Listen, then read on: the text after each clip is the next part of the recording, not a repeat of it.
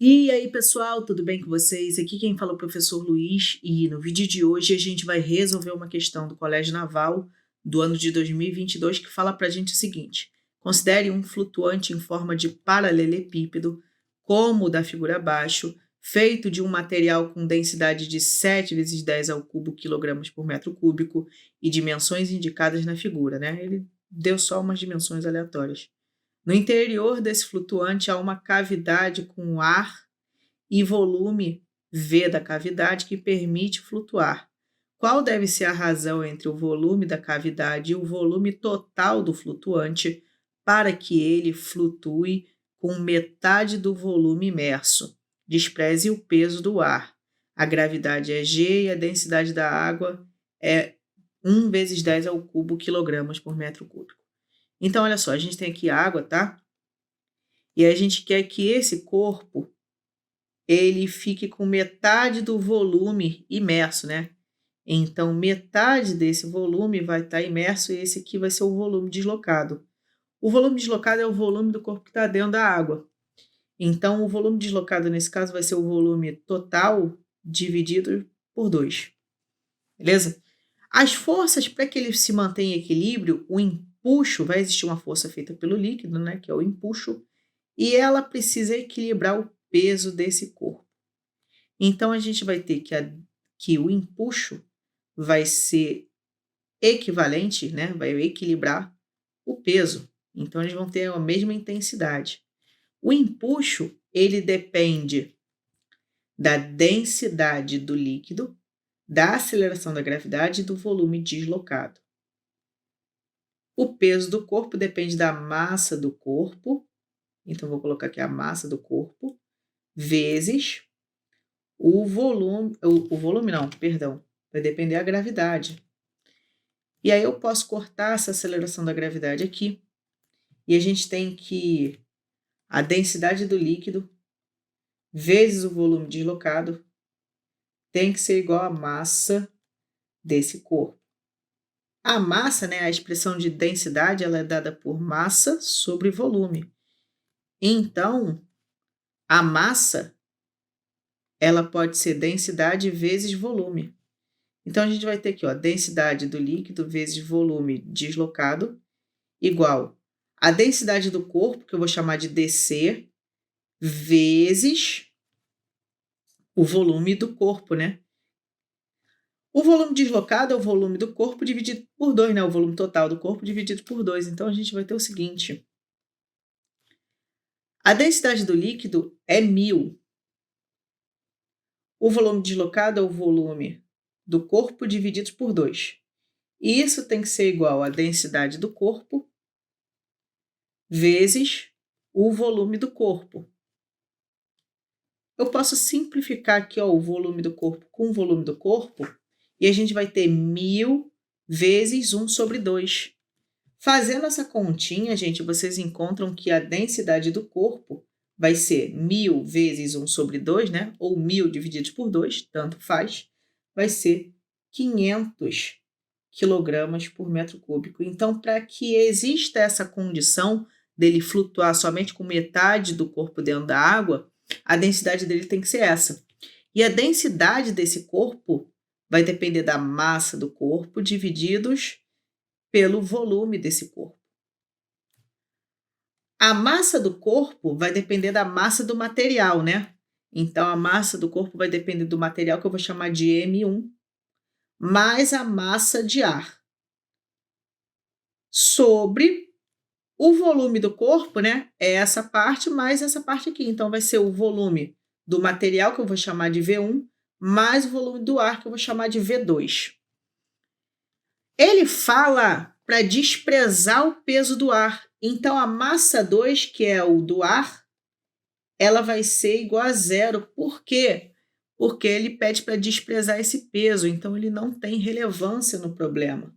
Então, a gente vai ter o seguinte. A densidade desse corpo vai depender somente da massa do material. Então, estou transformando M1 em massa do material. Vai depender do volume do material mais o volume de ar que a gente tem aqui. A densidade desse corpo é 500. A massa do material, a gente não sabe, mas a gente sabe que a massa do material é a densidade do material vezes o volume do material, divididos pelo volume do material mais o volume do ar. Eu vou pegar esse conjunto aqui, ó, que está somando, e vou passar ele para o outro lado multiplicando. A gente vai ter o seguinte, ó, 500 vezes, entre parênteses, volume do material mais volume do ar. E isso tem que ser igual à densidade do material que ele deu para a gente, que é 7.000, vezes o volume do material. Se eu fizer a distributiva aqui, gente, a gente vai ter, ó, fazendo a distributiva, a gente vai ter o seguinte, ó, deixa eu tirar isso aqui. A gente vai ter 500 vezes o volume do material mais 500 o volume de ar igual a 7.000 volume do material. Vou pegar esse termo aqui, ó, que está somando, vou passar para o outro lado diminuindo. A gente vai ter, então, que 500 do volume de ar tem que ser igual a 7.000 do volume do material menos 500 do volume desse material. 7.000 menos 500, gente, né? Fazendo 7.000x menos 500x vai dar 6.500. Então, a gente vai ter 500 o volume do ar